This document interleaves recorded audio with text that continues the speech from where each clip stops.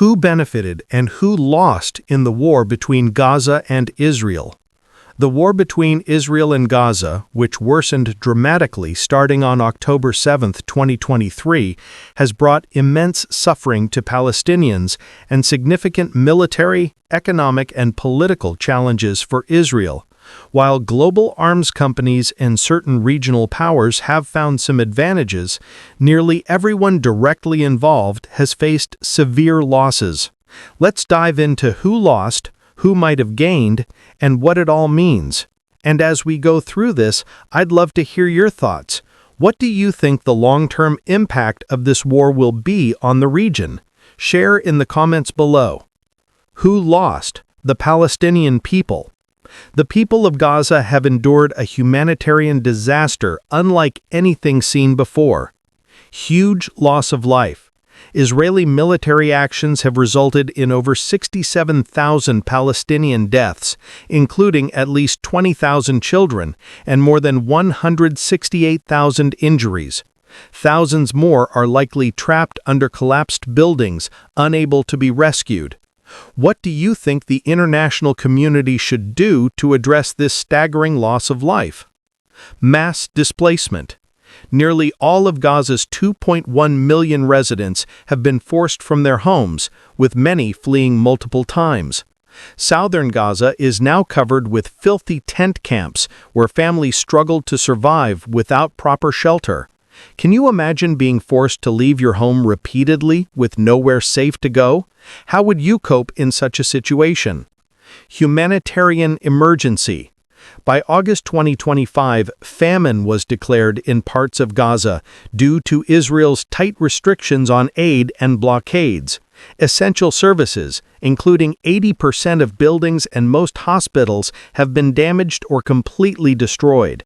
What steps do you think should be taken to ensure aid reaches those in desperate need? Economic devastation. The United Nations estimates it could take decades for Gaza's economy to recover. Unemployment soared to 79.3% by December 2023, leaving families with no way to support themselves. How do you see Gaza rebuilding after such economic collapse? What kind of support would make the biggest difference? Who lost? Israel. Even with its military goals, Israel has faced serious setbacks and consequences. Loss of lives. The initial Hamas attack on October 7, 2023, killed at least 1,200 people. By October 2025, 466 Israeli soldiers had lost their lives in Gaza operations.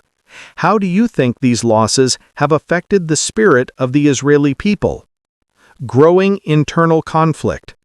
Public frustration with Prime Minister Benjamin Netanyahu's government has skyrocketed, with many blaming leaders for missing warning signs before the attack. Huge protests have demanded an end to the war and the safe return of hostages.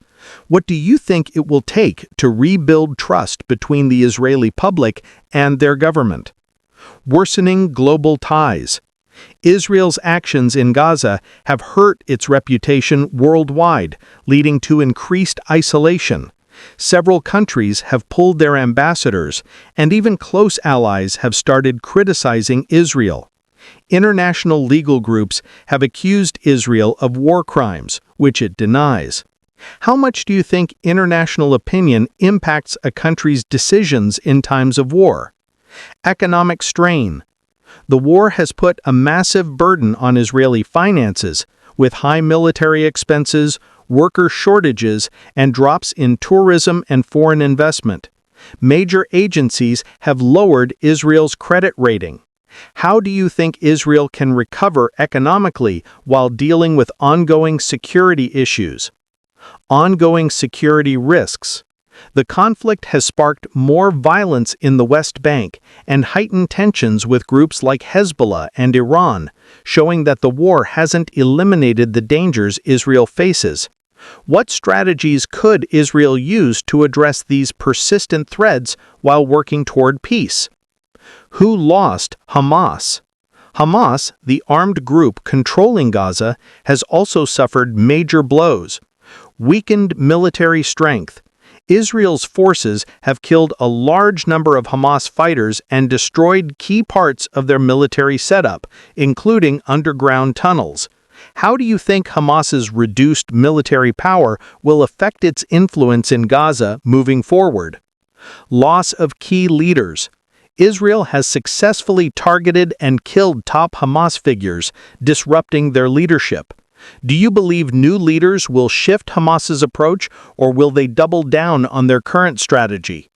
Pressure to disarm.